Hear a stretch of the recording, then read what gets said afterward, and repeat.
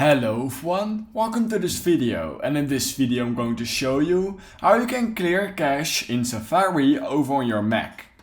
So if you want to do this, it's extremely easy. So all you need to do is open Safari and then head over to the top of your screen so this menu pops up.